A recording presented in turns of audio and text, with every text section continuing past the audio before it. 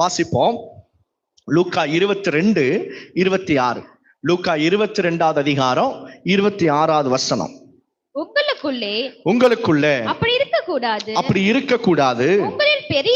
உங்களில் பெரியவன் சிறியவனை போலவும் தலைவன் பணிவிடைக்காரனை போலவும் இருக்க கடவன். தலைவன் எப்படி இருக்கணும்? வேலைக்காரன் போல இருக்கணும். சொல்லுங்க, வேலைக்காரன். சொல்லுங்க, வேலைக்காரன். வேலைக்காரனை தான் ஆண்டவர் தலைவன் என்று சொல்லுகிறார். தலைவனை தான் ஆண்டவர் வேலைக்காரன் என்று சொல்லுகிறார். இயேசு கிறிஸ்து சொல்றாரு, நான் ஊழியம் கொள்ளும்படி வராம நான் ஊழியத்தை செய்யும்படி வந்திருக்கிறேன். யோவான் 13வது அதிகாரத்துல இயேசு இறங்கி சீடர்களுடைய கால்களை கழுவினார். யோவான் 21வது அதிகாரத்துல வாசித்து பார்த்தீங்கன்னா இயேசு சுவாமி ஃபிஷ் ஃப்ரை, மீன் வறுத்து கொடுத்தார். யாருக்கு? சீஷர்களுக்கு மீன் வறுத்து கொடுத்தார். எவ்வளவு பெரிய கடவுள், எவ்வளவு பெரிய தெய்வம் அவர் இறங்கி வேலை செய்திருக்கிறார். பணிவிட செய்யணும். பாருங்க, நம்ம சின்ன ஒரு காஃபி ஒரு சேர்ல இருந்தாலும் பார்த்துட்டு பார்க்காத மாதிரி போயிடுவோம். ஐயோ, சர்ச்சில் இருக்க சேர் இல்லையா அப்படின்னு அதை துடைக்கணும்னு சொல்லி நமக்கு பல நேரம் வராது. பணிவிடையின் ஆவி நமக்குள்ளாக அப்பப்போ எட்டி பார்க்கவே பார்க்காது. எல்லாருக்கும் என்னவா இருக்கணும்னு ஆசை? தலைவனா இருக்கணும் தான் ஆசைய ஒழிய பணிவிடைக்காரனாக வேலை செய்கிறவனாக இருக்கணும்ன்ற ஆசை இருக்காது. ஆனா வேதத்தில் எழுதப்பட்டிருக்கு, வேலை செய்யறவன் தான் தலைவன், பணிவிடை செய்கிறவன் தான் தலைவன். அல்லேலூயா. நல்ல கையை தட்டி கர்த்தருக்கு நல்ல ஒரு மகிமை செலுத்துவோம். ஆமென். Be a good servant. நீங்க வீட்டுல இருந்தாலும் ஆலயமானாலும் எந்த இடத்துல இருந்தாலும் வேலை செய்ய கற்றுக்கொள்ளுங்க. நீங்க ஏதோ ஒரு வேலையை நம்ம செய்யணும். வீட்டுல கூட பாருங்க, நமக்கு ஆளாளுக்கு ஒரு வேலை பொறுப்பு இருக்கணும்.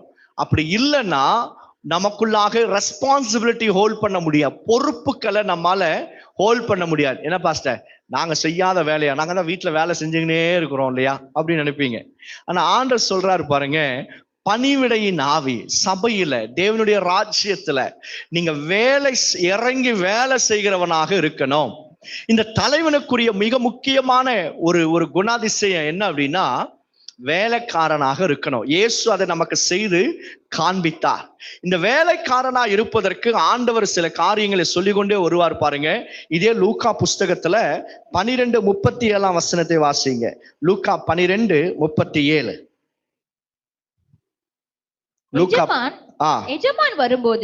எஜமான் வரும்போது விழித்திருக்கிறவர்களாக காணப்படுகிற ஊழியக்காரன் பாக்கியவான். சொல்லி விழித்திருப்போம். என் ஆத்துமாவே, நல்ல இருதயத்துல கை வச்சு, ஆத்துமாவே விழித்திரு. யார் பாக்கியவானா? எப்படிப்பட்ட வேலைக்காரன் ஆண்டவர் இருக்கணும்னு சொல்றார் அப்படின்னா, விழித்திருக்கிற வேலைக்காரனா இருக்கணும். அப்ப தூங்கவே கூடாதா? ஆண்டவர் தூங்கவே கூடாதுன்னு சொல்லல. நீங்கள் விழித்திருக்கணும்னு அர்த்தம் என்ன? உங்க ஆவிக்குரிய வாழ்க்கையில விழிப்பா இருக்கணும். இது தப்புயா, இது செய்யக்கூடாது, இது கர்த்தருக்கு பிரியம் இல்லை என்கிற அவேக்னிங் என்கிற ஒரு விழிப்புணர்வு நமக்கு இருக்கணும். எது சரி, எது தவறு, எது கர்த்தருக்கு பிரியம் இல்லை என்கிறத பகுத்து அறியக்கூடிய ஒரு விழிப்புணர்வு இருக்கணும். அப்படி இல்லைன்னா கர்த்தருடைய சமூகத்துல கர்த்தருடைய வேலையை ஒழுங்காய் நம்மால செய்ய முடியாது. விழிப்பு தன்மை இல்லை. நீங்க விழித்திருக்கல அப்படின்னா எஜமான் எப்ப வேண்டுமானாலும் வரலாம். வந்தது எஜமான் என்பது தெரியாமலேயே நம்ம ஆண்டவரை மிஸ் பண்ணிடுவோம். ஆகையால விழித்திருங்கள். நீங்கள் கர்த்தருடைய பணிவிடைக்காரர்களா இருப்பீங்க. உன்னை ஆண்டவர் தலையாக உயர்த்தணும் அப்படின்னா நீங்கள் விழித்திருக்க வேண்டும். நீங்க விழித்திருக்கிறவர்களை ஆண்டவர் சொல்றாரு பாக்கியவான்கள். ஆமென். கைய மேல ஆமென் சொல்லிடுங்க. ஆமென். பாக்கியவான்கள் யாரு? விழித்திருக்கிறவன். உங்க ஆத்துமா கர்த்தருக்குள்ளாக விழித்திருக்கணும், சென்சிட்டிவா இருக்கணும், கான்சியஸாக இருக்கணும். இந்த இடத்துல ஒரு பாவம் வருது, கர்த்தருக்கு பிரியம் இல்லை என்கிறது வருதுன்னா உடனே அதை சுத்தம் பண்ணிடணும். உடனே ஐயோ இது கர்த்தருக்கு பிரியம் இல்லை, இது சரியில்லை என்கிறது உடனே ஒரு டார்ச் லைட் மாதிரி நம்ம மைண்ட்ல எரியணும். பிள்ளைங்க தவறும் பொழுது, பிள்ளைகள் கர்த்தருக்கு விரோதமான காரியம் செய்யும் போது, ஏதாவது பார்க்கும் போது செய்யும் போது, எனக்கு தெரியாது பாஸ்டர் அவன் என்ன செய்யறான்ட்டு அது சொல்லாதீங்க. ஏன் தெரியாது? நான் விழிப்பா இல்லாததுனால என் பிள்ளை என்ன செய்கிறான், எங்க போகிறான் என்கிறது எனக்கு தெரியல. அப்ப யாரிடத்துல தவறுனா தகப்பனிடத்துல தாயிடத்துல தவறு. என்ன தவறு? நாங்க விழித்தில்ல, நாங்க விழிப்புணர்வோடு கூட இல்ல. அவன் என்ன சாப்பிடுறான், என்ன உடுத்துகிறான், எங்க போகிறான், என்ன பார்க்கறான் தெரியல. கர்த்தருடைய பிள்ளைகளை விழிப்புணர்வோடு கூட விழித்திருக்கணும். அவர்களைத்தான் ஆண்டவர் சரியான பணிவிடைக்காரர்கள், அவர்களைத்தான் கர்த்தர் தலைவனாக உயர்த்த முடியும்.